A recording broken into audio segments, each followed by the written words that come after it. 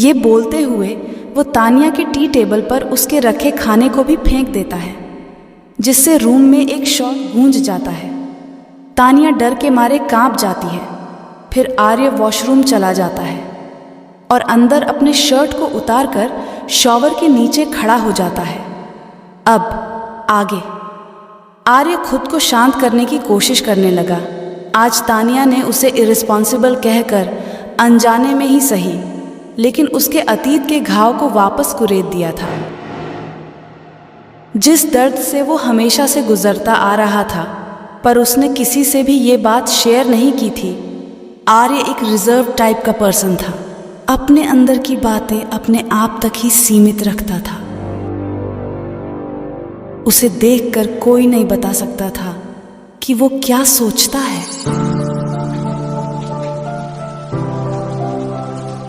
Business और underworld के लोग उसे उसकी क्रूलिटी के लिए जानते थे। वो सभी उसे एक हार्टलेस पर्सन मानते थे, एक हैवान जिसके सीने में दिल ही नहीं है।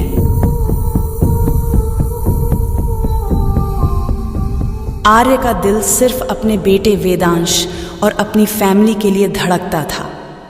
बाकी सबके लिए आर्य एक हार्टलेस पर्सन था। पर इस हार्टलेस पर्सन के दिल में भी अतीत के कुछ ऐसे घाव थे जिनका दर्द वो आज तक किसी के साथ बांट नहीं पाया।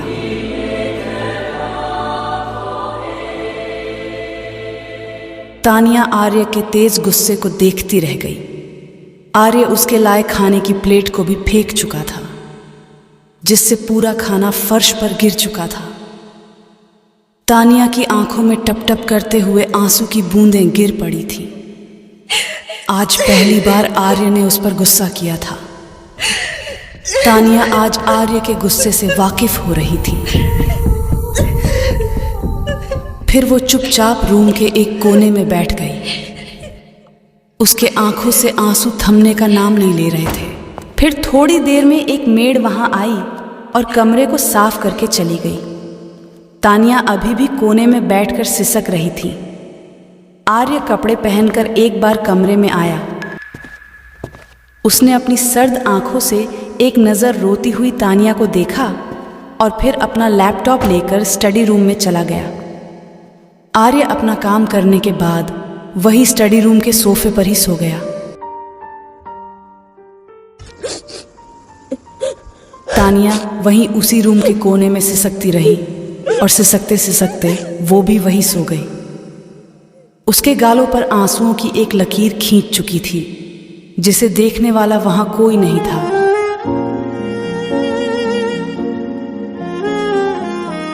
सुबह तानिया जल्दी उठकर फ्रेश होने के लिए वॉशरूम में चली गई। फिर वो 1 घंटे बाद रेडी होकर बाहर आ गई। उसने आज एक जॉर्जेट की पिंक कलर की कुर्ती और नीचे वाइट पेंट्स पहने हुए थे। रेडी होकर वो नीचे हॉल से होते हुए गार्डन में चली गई। थोड़ी देर तक गार्डन में टहलने के बाद वो वहां बने एक चेयर में बैठ गई और रिलैक्स किया। फिर वो वापस मेंशन के अंदर आ गई और अनिल जी के कमरे की तरफ चली गई। अनिल जी जाग चुके थे, पर अभी भी बेड पर लेटे हुए थे। तानिया उनके कमरे में जाकर उनके बेड के बगल में एक चेयर पर बैठ गई और उनकी तरफ देखते हुए बोली, डैड, अब आपकी तबीयत कैसी है? अनिल जी की नजर तानिया की सूजी हुई आंखों की तरफ गई। उन्होंने देखा कि तानिया का हमेशा खिला खिला सा रहने वाला चेहरा आज मुरझाया हुआ था। फिर तानिया की तरफ देखते हुए बोले, बेटा क्या हुआ? तुम ठीक हो?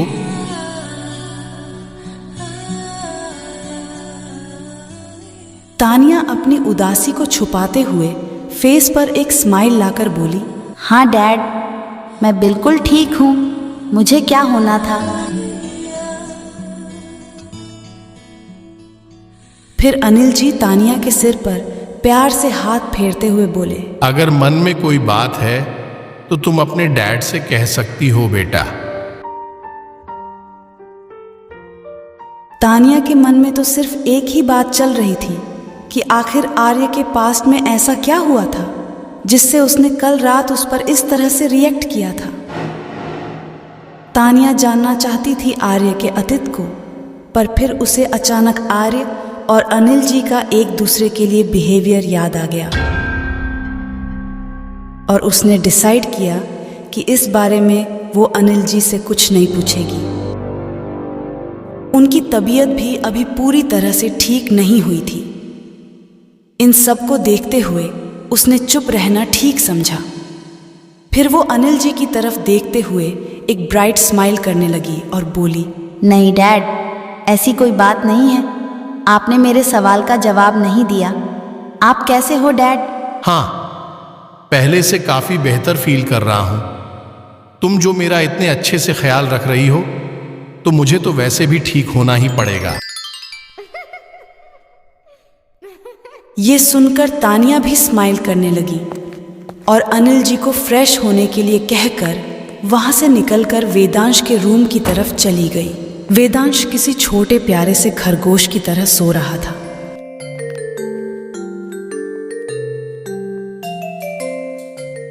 उसे इस तरह देखकर तानिया को उस पर बहुत प्यार आ रहा था। वो उसके बेड के पास बैठकर उसके सिर को प्यार से सहलाने लगी, फिर उसके बालों पर 2-3 बार किस कर लिया। वेदांश तानिया के टच को अच्छी तरह पहचानता था। वो समझ गया कि उसकी मम्मा उसे उठाने आई है। वो झट से अपनी आंखें खोलकर सामने तानिया को देखकर मुस्कुराने लगा। अपनी मम्मा को देखकर उसके प्यारे से गुलाबी चेहरे पर एक स्माइल आ गई। फिर वो अपने दोनों हाथों को आगे की तरफ कर दिया, जिससे तानिया ने देखकर उसे प्यार से झुककर हग कर लिया। तानिया उसे हग किए हुए ही बोली, चलो बेटा, सुबह हो गई और तुम्हारी फेवरेट डिश का टाइम भी हो गया है। ये कहते हुए वो उसके प्यारे प्यारे गालों को उसने चूम लिया। तभी वेदांश तानिया से अलग होकर अपने छोटे छोटे हथेलियों से तानिया के चेहरे को हाथों में भरकर उसके चेहरे को ध्यान से देखने लगा। तानिया वेदांश को अपने चेहरे पर गौर से देखते हुए देखकर पूछ बैठी, क्या हुआ बेटा आपको? आप मम्मा को ऐसे क्यों देख रहे हैं? आपकी आँख को क्या हुआ मम्मा?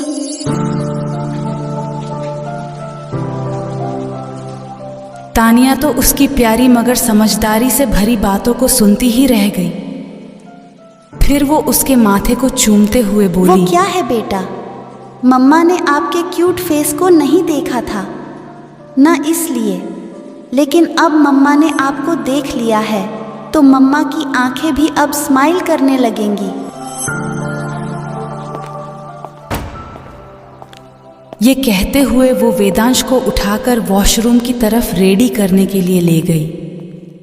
थोड़ी देर बाद तानिया ने वेदांश को बिल्कुल रेडी करके उसे उसके टॉय वाले रूम में खेलने के लिए छोड़ दिया। फिर वो युवान के कमरे में आई। युवान, जो अभी 8 बजे भी घोड़े बेचकर सो रहा था।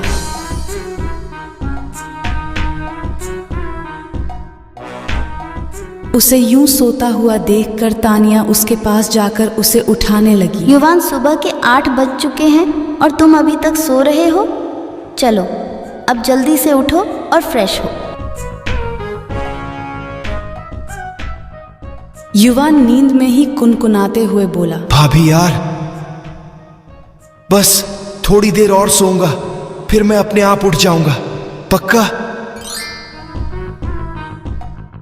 नहीं, बिल्कुल नहीं। चलो अब चुपचाप उठो और उठकर रेडी हो जाओ, वरना मैं तुम्हारी शिकायत तुम्हारे भाई से कर दूंगी, फिर वहीं आकर तुमको उठाएंगे। भाई का नाम सुनते ही युवान की नींद जैसे गायब ही हो गई। वो झटपट बेड से उठ गया और बोला, भाभी, भाई को बताने की कोई जरूरत नहीं है, मैं उठ रहा हूं, देखो मैं उठ ही गया, समझो। हाँ। ये देखकर तानिया हंस पड़ी और युवान के कमरे से बाहर आकर किचन में सबके लिए ब्रेकफास्ट बनाने चली गई। आर्य जब उठकर अपने बेडरूम में आया तो तानिया उसे नहीं दिखी। फिर वो वॉशरूम में फ्रेश होने के लिए चला गया और थोड़ी देर बाद रेडी होकर ऑफिस जाने के लिए तैयार हो गया। आर्य ब्रेकफास्ट करने के लिए जब नीचे आया तो सब डाइनिंग टेबल पर बैठे हुए थे अनिल जी को छोड़कर। वो अपने कमरे में ही थे।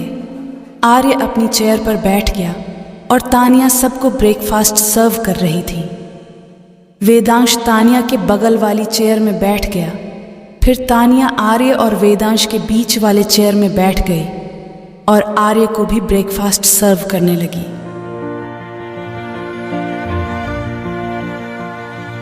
आर्य को देखकर तानिया को कल रात की बात याद आने लगी, जिससे तानिया का चेहरा मायूस होने लगा, पर वो खुद को बाहर से नॉर्मल दिखाने की कोशिश करने लगी। आर्य तो कब से तानिया को नोटिस कर रहा था, जिसे देखकर वो भी समझ रहा था कि तानिया ज़बरदस्ती खुद को नॉर्मल दिखाने की कोशिश कर रही हैं। वेदांश आज अपने छोटे छोटे हाथों से खुद से ही खाना खा रहा था। ये भी उसे उसकी मम्मा ने सिखाया था। आर्य नोटिस कर रहा था कि वेदांश खाना खाने से पहले कितने नखरे किया करता था। सभी मेड्स और केयर टेकर्स को जो आर्य ने वेदांश के लिए अपॉइंट किया था, उन्हें वो अपनी उंगलियों पर नचाता था। पर तानिया ने ना जाने कैसे उसे ये सब सिखा दिया था और तानिया उसे आसानी से खाना भी खिला देती थी और अब वो उसे अपने हाथों से खाने के लिए भी सिखा रही थी। सबको ब्रेकफास्ट सर्व करने के बाद तानिया वहाँ से अनिल जी के कमरे की तरफ जाते हुए बोली, मैं डैड को भी ब्रेकफास्ट करा कर आती हूँ। चैतन्य जी ने उसे रोकते हुए कहा, बेटा पहले तुम ब्रेकफास्ट कर लो, फिर अपने डैडी को भी करा देना। तानिया ने दादाजी की बात नहीं टाली और बैठकर ब्रेकफास्ट करने लगी। आर्य देख रहा था कि तानिया को सबकी कितनी फिक्र है। ब्रेकफास्ट के बाद वेदांश आर्य के पास आकर अपनी तोतली आवाज में बोला, आज सबके मम्मी डैडी आएंगे, आप भी मेरे साथ चलो ना। वेदांश अभी नर्सरी में था। आज टीचर्स ने नर्सरी के बच्चों का एक डांसिंग और सिंगिंग कंपटीशन रखा हुआ था, जिसमें सबके मॉम और डैड आने वाले थे। वेदांश अपने डैडी से रिक्वेस्ट करके आंस भरी नजरों से उसकी तरफ देखने लगा। आज आर्य की एक इम्पॉर्टेंट मीटिंग थी, पर लास्ट में उसने अपने बेटे के स्कूल जाने का तय किया,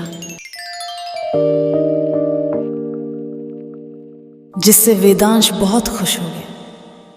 फिर उसने तानिया का हाथ पकड़ते हुए कहा, मम्मा आप भी मेरे साथ चलो ना। तानिया भला अपने प्यारे वेद की बातों को कैसे टाल सकती थी। उसने भी हाँ में सिर हिला दिया, जिससे वेदांश खुशी से झूम उठा, क्योंकि अब तक आर्य ही वेदांश को उसके स्कूल छोड़ने के लिए जाता था और स्कूल के सारे फंक्शंस वही अटेंड करता था। जब वेद बाकी बच्चों को अपनी मॉम के साथ देखता था तो उसे बहुत दुख होता था और सोचता था कि उसकी मॉम क्यों नहीं है।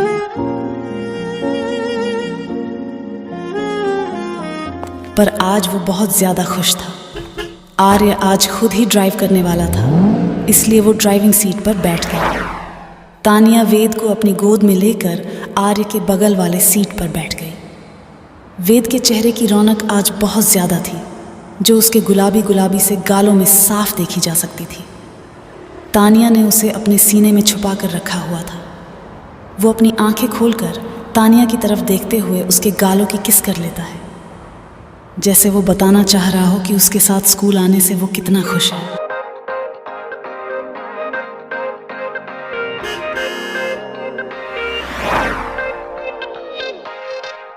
कुछ देर बाद जब वो स्कूल पहुंच गए तो आर्य ने कार पार्क कर ली।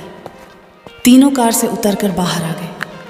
वेद अपने एक हाथ से आर्य और दूसरे हाथ से तानिया के हाथ को पकड़ रखा था। एक प्यारी फैमिली की तरह चलने लगे। स्कूल के टीचर्स भी इस स्वीट सी फैमिली को देखकर स्माइल करने से खुद को रोक नहीं पा रहे थे। वेद की एक फ्रेंड आस्था, जो कि 4 साल की थी, वो वेद के पास आकर बोली, वेद तुम्हारी मम्मी तो बहुत ब्यूटीफुल है। और तुम्हारे डैड भी बहुत हैंडसम है, बिल्कुल किसी सुपर हीरो की तरह।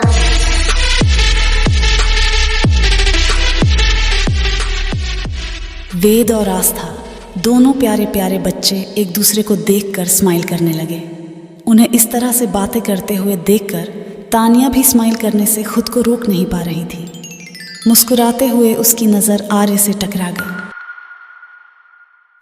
जो उसकी तरफ ही देख रहा था। आर्य को देखकर तानिया ने अपना मुंह बनाते हुए अपनी नज़र दूसरी तरफ घुमा ली, जिसे देखकर आर्य के फेस पर एक स्माइल आ गई। स्कूल के इस फंक्शन में क्या तानिया की नाराज़गी ख़त्म हो पाएगी या फिर से तानिया को आज आर्य के गुस्से का सामना करना पड़ेगा?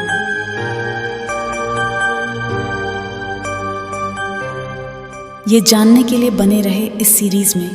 चैनल को लाइक, शेयर और सब्सक्राइब करना ना भूलें। मिलते हैं आपसे इस कहानी के अगले चैप्टर में ओनली हाई रेटेड स्टोरी पर।